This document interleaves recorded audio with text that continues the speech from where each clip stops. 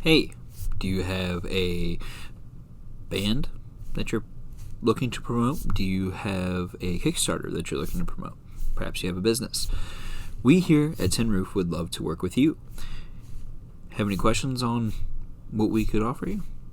Hit us up for customizable packages that would benefit you and whatever you're trying to accomplish. We want you to come grow with us over here at Tin Roof. What about me would make you think that I care about your opinion of me? Your opinion of me is not the opinion that I have of myself. You ain't make me, so you can't break me. You didn't build me, so you can't kill me. What is going on, you guys? So this is going to be a really fun day. Got a lot of things that I really want to talk to you about.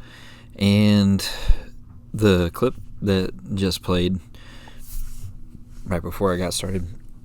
Sorry, I had coffee and stuff, and now I got the indigestion. But happy Monday to y'all. And this is gonna be a lot of fun. Like I already said, I'm excited. It's gonna be great to talk several different things. I want to spend the majority of this episode talking about Randy Travis. However, a couple of crazy things have happened this week that I guess kind of need addressing. So, first and foremost, the clip that I just played, like I was getting ready to get to before my indigestion took away my ability to think.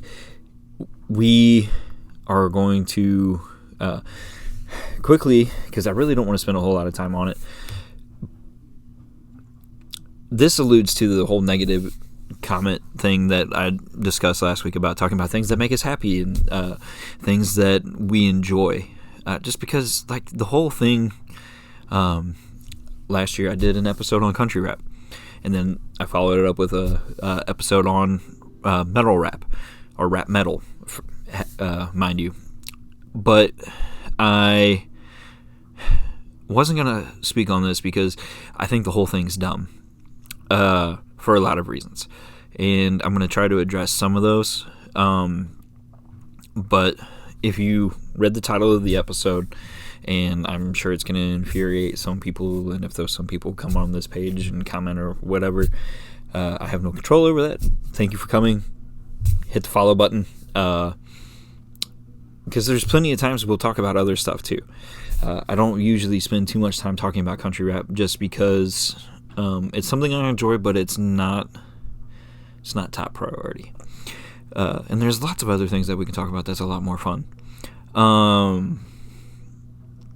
The reason why we're talking about this beef in particular, it's taking me forever to get to, so I apologize about that. But Ryan Upchurch dropped a rock song on Friday, and Creeker 3 will be coming out before we know it. I don't know exactly when that is. I don't think we have an actual release date just yet. But he established why he is a true Tin Roof artist. And he does a good job with any kind of music that he does perform on. Shout out to the Dixielanders, because like that was one of the things that like locked this in, that I was going to be discussing this in particular today. That, like, the riffs and everything else, like that song, again, there was some language in there. I'm not a language guy. I don't like the cussing and stuff like that. So like what I listen to by Ryan Upchurch is very selected. And what we talk about as far as all this goes is going to be very selected, or try to be very selected, because I don't do the language thing, and I don't really promote things with language. I stay away from the E's, plain and simple. So, that being said, if you took the language out, this song was amazing. It had a very much like harder Alice in Chains feel, which Upchurch is an Alice in Chains fan as much as I am, or as am I think is what I meant to say. But I am a big Alice in Chains fan. I love his cover of Rooster. I love his cover of Nutshell, especially his cover of Nutshell. That's such a banger. But had a very harder Alice in Chains feel to it, but then it even transitioned to like a almost like a Godsmack feel. They did a really, really good job, and I'm sorry if like the tapping came through. I'm trying not to tap. Wow, this cable is like way here. We're gonna do that. I just noticed in the camera like how much of a mess that was, so I apologize. So it has a very, very good feel, but the lyrics themselves to me, again, so in a way reminded me of like Godsmack with I Stand Alone. Different vibe, different style, almost like country rap lyrics, because talking about like Upchurch's, I don't know how else to say it, but Upchurch's greatness in a sense, because like you can't destroy me and yada yada. That's why the Deion Sanders clip was at the beginning, because that's kind of the vibe that this whole thing gives, is very much you can't you can't defeat me because you didn't create me kind of thing. And if you were to look at it from the beef side of things, it would be the opposite direction. But really, this whole beef thing is ridiculous. I would even advise, if you're not already following along, don't. There's no point. Adam Calhoun came out with, I don't even know how many disses, but the dude didn't have any new content in any of the disses, and he did them like every other day or every few days for like a week straight, and it was kind of disappointing because Adam used to be one of my favorite guys. So like this whole beef, and I even liked him more than Upchurch, but this whole beef thing has gotten ridiculous, and there's a lot to it that just is dumb, plain and simple. They're both making fun of each other for being on the internet and doing internet things. Okay, that's y'all's job. Like, whatever. And that's more coming from the Adam side. Body shaming, I feel like, is grasping at straws in a diss.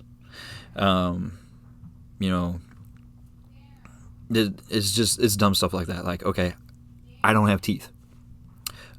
So if Adam were ever to come across this video and make fun of me, there you go. I'm giving you your first thing.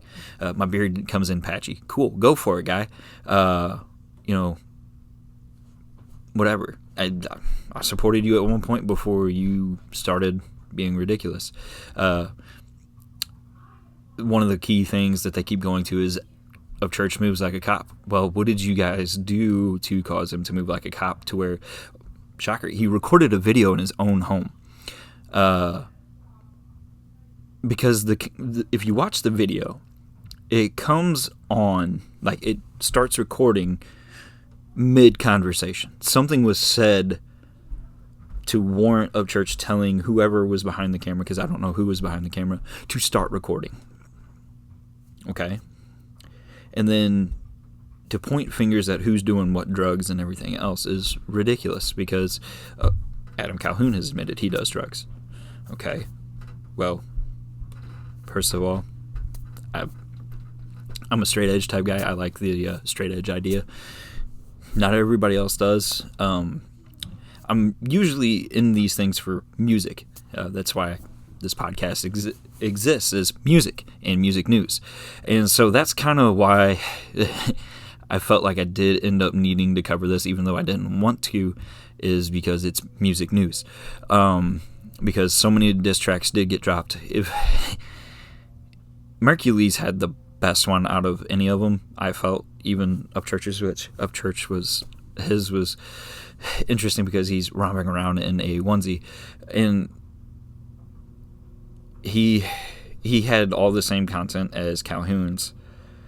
So there is that, but like beat wise and rhythm and everything else, I felt like he did a really good job. Church was just goofing around, you could totally tell, and I thought that made his really entertaining and really well from that aspect. But like Mercules, out of anybody on the other side, definitely had the best one. But the whole thing's just dumb. Like, what y'all are pointing at each other for and everything else is all ridiculous. I don't know like the whole like background on all of it. I really don't care, because it's just ridiculous.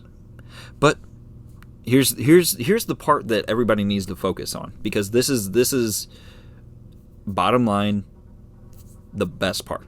Okay, Adam's getting views, Church is getting views, Merc's getting views. Anybody involved is getting views, which most of these guys have big enough followings that they're getting monetized.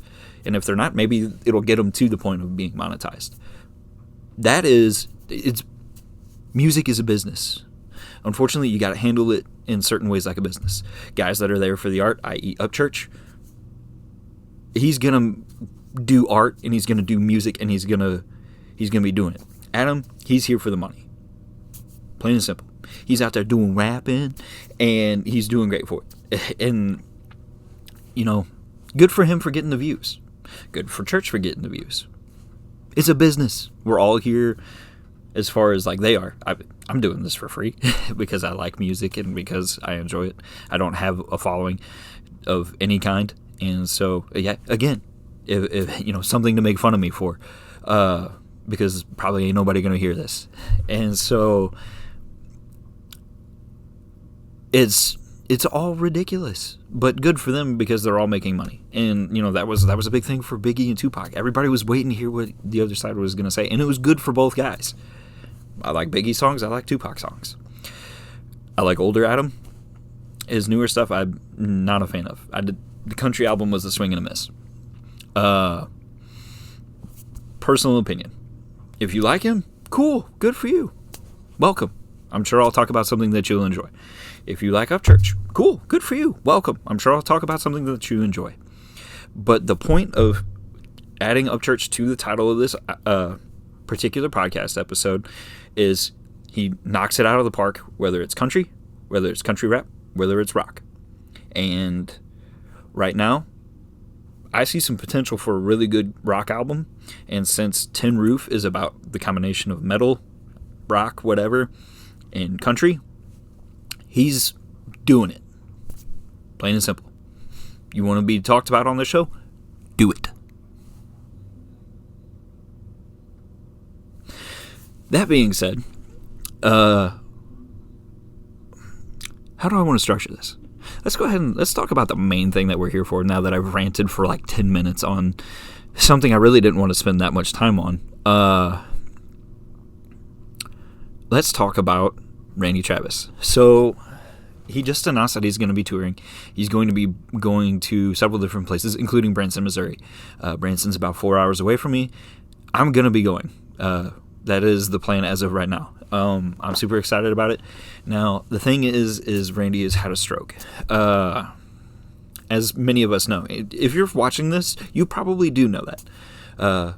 But I'm going to hear what he can do, which we'll get into that here in a minute. I'm going because I'm looking forward to supporting him since, post-stroke. Stream his music. Stream. Because, like, everything that dude's going through currently, because guaranteed he's still going through some struggles since his biography came out. I listened to the audiobook version of his biography, and it's really touching. It's sad to hear some of the struggles and stuff he's going through. It's towards the end, it's almost like he's getting hit with one thing after another. But, I mean, if you watch the video of him and, like, the announcement of the tour, he doesn't speak in the video, but he like points and stuff, and it does it does wonders. It's so cool to see. It made me happy, and it is so cool how many people have kept him involved, like bringing him out on stage and everything since his stroke.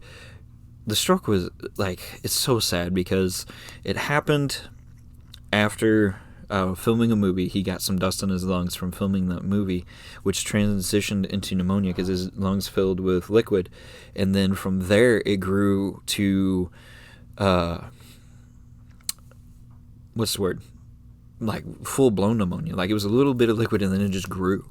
And he flatlined and ended up having this horrible stroke. And so, unfortunately, whenever strokes happen, you lose a lot of things. He lost his right side, and he lost a lot of his function to speak and everything like that. He can still sing Amazing Grace. He can still sing the Amen on the back end of Forever and Ever, Amen. And that's my most recent knowledge, which is from the audio biography. My apologies, my brain blanked. So even if that's all I get to hear from him, and he has somebody else sing the rest of the time, and they like show clips from concerts and stuff like they did for his tribute shows and everything, I'm perfectly fine with it. I really like that Where That Came From song, actually, honestly. Because I am a big Randy Travis fan, that definitely would have been a huge runner-up, if not the winner of the 2024 song, had I remembered it. And that's like one of the biggest things is like, I'm taking in all kinds of music and trying to remember songs that I've listened to this year that are like this year, and counting it towards like what will be, chopping up for potential year-end awards. And so, like, I swung and missed on like having that one as a potential, but I am very happy with who all I picked for my award winners last year. But I think we're going to be doing a Legends recognition at the end of the year, this year, just because it's something cool to add and something cool that we can chop up during our not-so-special Christmas special when we're doing the year-end awards and everything else.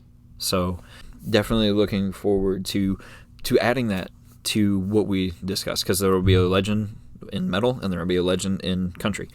And it's just going to be so much fun.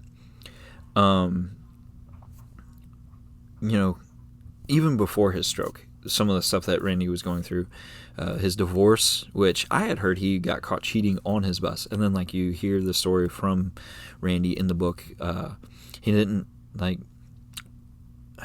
he was talking with a friend who was getting a divorce. It never went past that. Is it right? Exactly.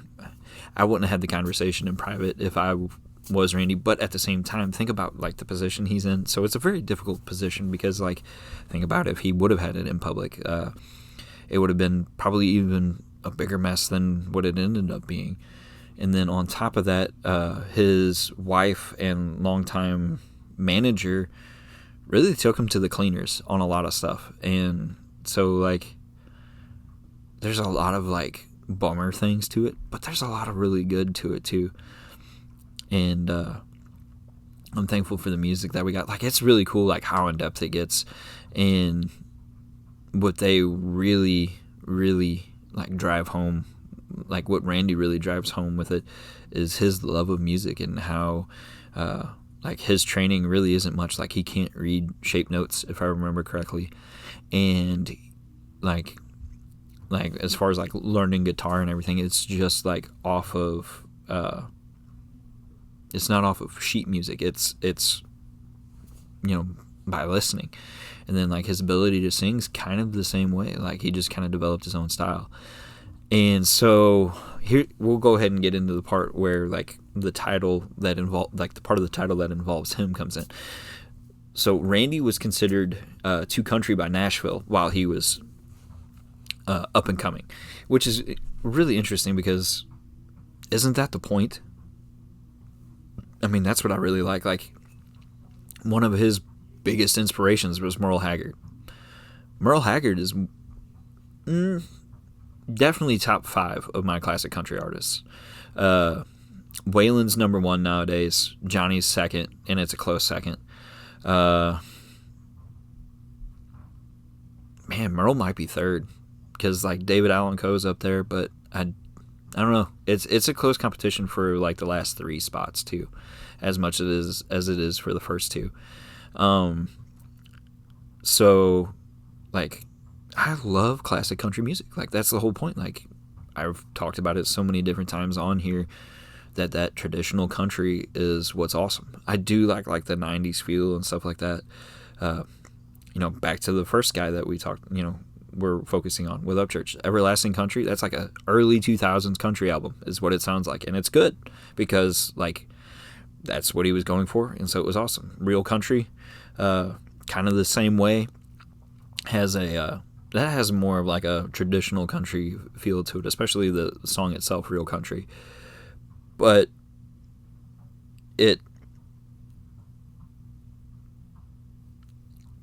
those are like the things that I like as far as country wise, like the modern poppiness to it, even the poppiness there towards like early 2000s is a bit much in certain points.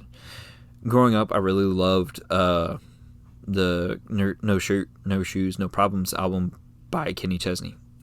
Not so much anymore, but I do like his song Baptism with Randy Travis. I do like the album You Had Me From Hello. That thing is a banger. Like, there is some good Kenny Chesney out there because it's like that traditional, like when I say traditional, it's that 90s traditional country.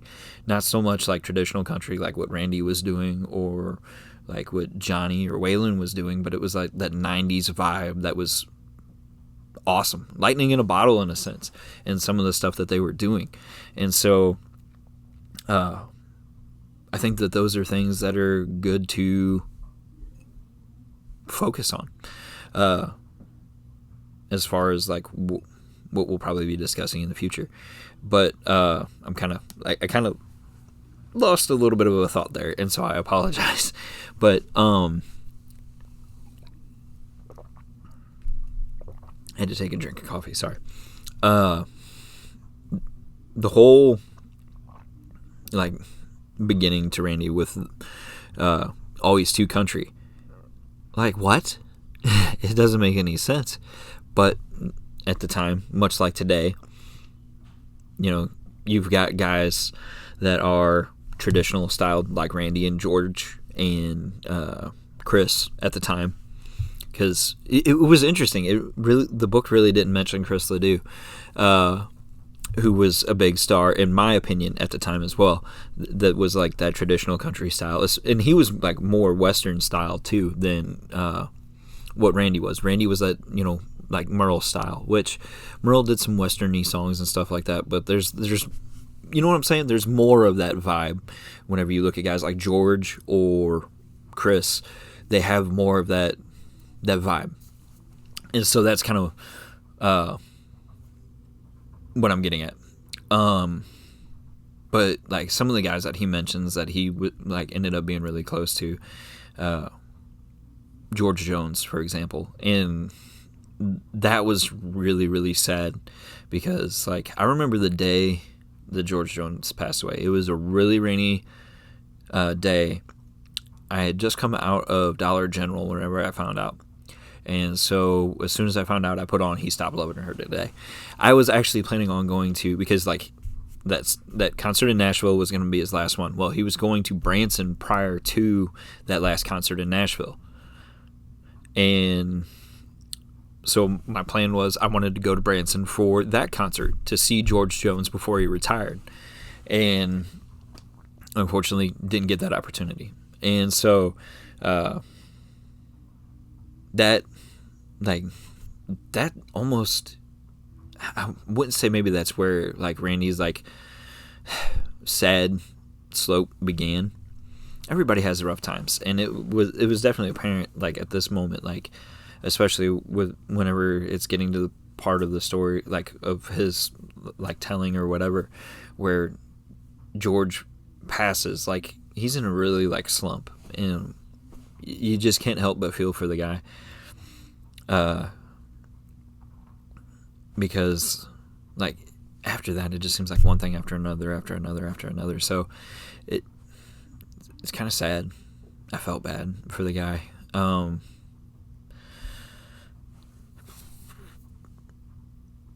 The book overall is so good, and to think that like he was considered too, like I'm harping on that because like that like it's the key thing, right? Like it's part of the title of today's episode.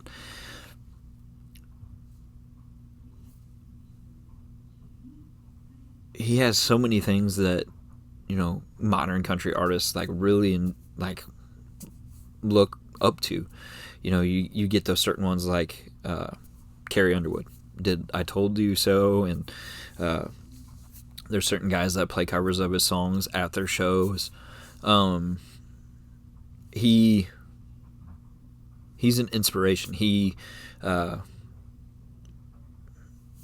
be talked about for years to come after he's gone. Hopefully we still have him for quite a while, and hopefully he can recover and like fully and sing all of his own songs and whatnot. I don't expect him to stand at a show. I would standing for that long in general is a task, I feel like, for anybody. Just because like you're standing in place if you're like Randy, because Randy talks about that in his book about how him and a couple other guys, Alan Jackson, stand in place and play, as opposed to being all over the stage, moving around and doing, you know, dancing, or not even necessarily dancing, but being more, I guess, lively. You know, he stands in place and he focuses on the music, which I appreciate. Again, one of my other favorite artists, Aaron Lewis, sits on a bar stool. We could totally, you know, prop Randy up in a comfortable chair where he could sing or whatever. And like, there's moments after his stroke where he really wanted to stand and he used leg braces and stuff like that. And that's inspirational in itself, because a guy who struggles to stand stood at Chris Kyle's funeral. There was a couple other moments where he stood, might have been during his Hall of Fame induction, if I remember correctly. But all these huge moments, and you know, the dude is an inspiration. The fact that he's still trying to live his dream, which we all have a dream. We all want that dream. And, you know, we're all doing our best that we can to move towards that dream, whatever that dream is. Having a happy family, you know, house and a couple of kids and some dogs, or whatever your dream is. Maybe your dream is to have a podcast, or 9 million, or whatever. We all have a dream. And with it being the American dream, we're all entitled to chase it. Randy's still trying to do that. And I applaud that. And I support Randy in doing so. And like I said earlier, I kind of want to, because I don't feel like I really drove it home. Like I suggested it, obviously, but I want to really drive it home. Streams, album purchases, all those things help pay Randy's bills, any other artist's bills. So if you want to support an artist, and that's why I was like emphasizing during the talking about the beef thing, that being such a big ordeal for those guys, because all those guys are getting those views. Same thing. Watch a Randy Travis music video tonight before you go to bed, or during the day, or whatever, because you know, this drops on a Monday morning, which is really cool, because like the more I think about it, because I didn't do that intentionally. Well, actually, side note that we're talking about Randy right now, giving him those views and everything is going to help pay his bills and help with him, like whatever he needs, because he missed out on a ton of royalties and everything else. The dude got slighted like big time on a lot of stuff because of his accountant or whatever he was, and his manager at the time. And I highly recommend reading the book, whatever. I'm actually going to have a link to Randy's website in the comments, so you can go over there and purchase merch and like find the book and all the different things. I actually read the book through my library, their audio book app, which is Hoopla. So if you've got a library card, look into what options you have for library, like audio library books, because you might be able to find this book on there. Doing those things, listening to his songs, watching his music videos, those things, purchasing a Randy Travis t-shirt, whatever, all positive. That's huge, right? You're helping out a guy trying to live his American dream. Watching this stream, or not stream, but watching this this podcast, listening to this podcast. Maybe that's a stream. I don't understand, because like I don't understand what Spotify means on their like demographic stuff whenever I look at it about streams, because it says, oh, you got X amount of plays, but you got 0 streams. Okay, so do I need to be live to get streams? Like, I'm not quite sure what they're wanting with that. So, but, plays music on, your Apple Music, your Spotify, whatever, because he's going to get some royalties from that. Go to his concert. Look up the tour dates. Again, the link will be in the comments, so check that out. All in all, it's a happy ending for Randy if you think about it, because he gets to live live the American dream. He gets to be 2 country, which is awesome, and I would never think that that's a bad thing, because like look at the other guys that we've talked about, because we hadn't really had a chance to chop up Randy Travis yet, which for George Strait and for Ozzy, we did go into quite a bit of depth. We really, even though we've discussed a lot of things in the book, there's a few things that we didn't fully like dive into, I don't think. So I think that we should pull up a couple of things. So Randy was born May 4th, 1959 in North Carolina. He lived most of his life up till 18 in North Carolina. Then him and Liv, who would eventually become his wife and his band manager, moved to Nashville, and they lived like on Main Street, Nashville, just like right down at the edge of the row.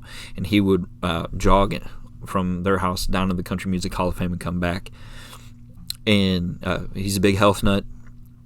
He's 65 years old at the moment. No children. He's been married to Mary Davis since 2015, so 10 years this year. Marshville, North Carolina is where he hails from. Randy Travis is his stage name. His real name is Randy Bruce Trawick, but Trawick, obviously, kind of difficult to pronounce. Yeah. But his debut album came in 1986, which was Storms of Life, which, let's go over to Apple Music real quick, because there we can kind of go through each album's like track listing. So Storms of Life, we had On the Other Hand, The Storms of Life, My Heart Cracked But It Did Not Break, Digging Up Bones, No Place Like Home, 1982, Send My Body, Messing With My Mind, Reasons I Cheat, There'll Always Be a Honky Tonk Somewhere, Carrying Fire, Ain't No Use, The Wall. So, like, some really big bangers from this album. You have On the Other Hand, Digging Up Bones, 1982 ended up being a really big one. So, really big album for him. But then, another one, because I'm going to do the essential albums since they're right here. The next one would be Always and Forever. You have the songs Too Long Gone, and that one came out in 87, so the next year. So, 86 and 87. Too Gone, Too Long. My House, Good Intentions, What'll You Do About Me, I Won't Need You Anymore, Forever and Ever, Amen, I Told You So, Anything, The Truth Is Lying, Next to You, Tonight We're Gonna Tear Down the Walls. It's funny because like the other album had like The Wall, and now we're tearing down the walls, and I think if I remember correctly, The Wall was what ended Storms of Life. Yep. And then the end of the next one is Tearing Down the Walls. So kind of like funny in a sense. Let's see. What else can we look at? Obviously, like Three Wooden Crosses. He not only wanted to write his own songs, but he wanted to record the best songs too, which is where we got some of our favorite Randy Travis songs. And I can't knock him for that. He ended up with like having some amazing best friends that were songwriters. And, you know, the songwriters are awesome. In a sense, like, I'm trying to be a songwriter too with writing some of the poems that I write. I'd love some of them to turn into songs. But I haven't figured out how to do that yet because I'm not a musician. I'm not musically inclined. So I got to figure that out. Once I figure that out, that'd be really cool because I do have a couple. that I would really like to turn into songs. But, you know, 'tis what it is. We've covered quite a bit of Randy Travis. I'm super happy that we live in this time where we get to enjoy what Randy has accomplished. We'll have to do this real soon for Alan Jackson, because Alan Jackson's on his farewell tour. It's crazy that we're like, Hank Sr. was obviously like the first generation of country music, and then we have the second generation of country music that's kind of gone away, other than Hank Jr. That dude just keeps on ticking, which is awesome. But unfortunately, like, that second generation is kind of going away. Like, we no longer have Johnny, we no longer have Chris, we no longer have Waylon. Willie's getting way up there, David's getting way up there, George is gone. We still have that third generation, but they're getting up there in age. Alan, George, straight. That's, King George. There we go. We'll put it that way. Brooks and Dunn, which I'm gonna try to go to their concert too. I'm super excited about some of these concerts that are coming around. I wanted to talk album releases too in this episode, but I think that might be next week. Album releases and festivals. Yeah, I think that's what we'll do. We're gonna hit on a couple of things here as we begin to wrap up, but we're getting to that point where, like, guys that I grew up really listening to a lot are settling down. That sounds weird, because, like, they're older. A lot of them have, wives or whatever, and they have kids. But, like, they're slowing down on the tours and everything else. And, we've unfortunately lost Toby, which I would consider in that third generation as well. It's just life's crazy, plain and simple. But, yeah, so we kind of pretty well wrapped that up somewhat how I had hoped or wanted or whatever. But to continue this episode before we shut it down, I've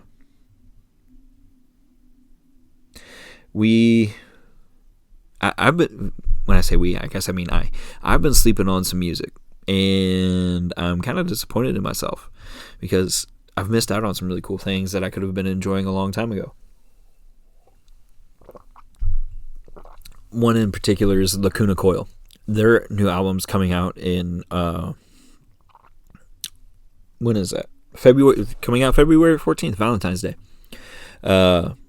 Which is also the new Captain America movie will be coming out that day, if you're a Marvel fan. But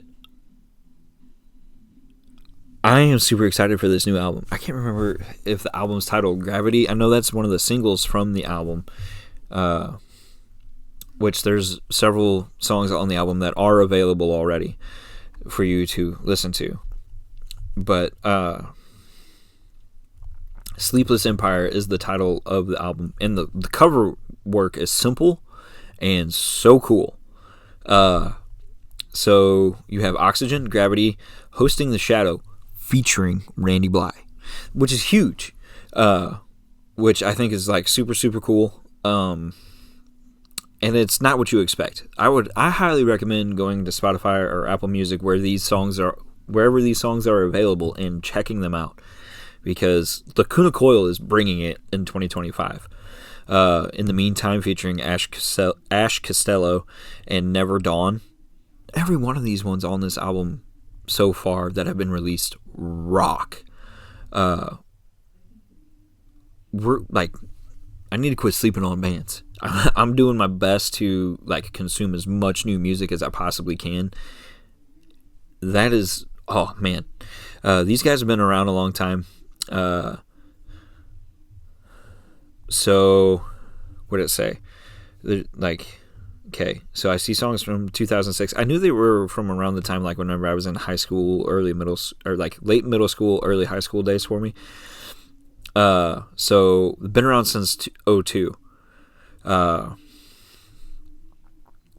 they're so cool because they have dual vocalists that are just amazing. Me being new to them, they had a self-titled EP in 98 as well. So the band actually officially formed in 94. I need to read a little bit more, I guess. But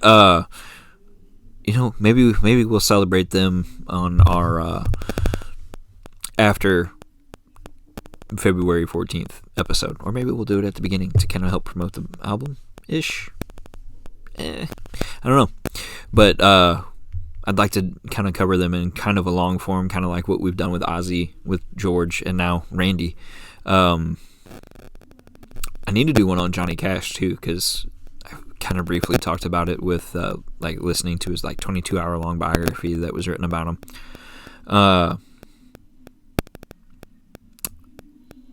Yeah, so been sleeping on Lacuna Coil, and I feel like there was somebody else I wanted to talk about that I had been sleeping on.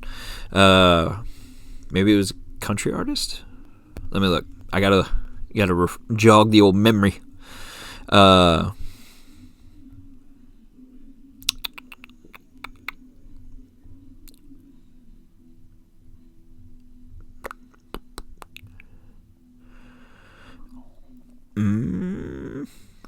I was talking with a buddy about different songwriting things that had me excited. Oh, speaking of Lamb of God, people, Mark Morton has been featured on or has done a country song himself.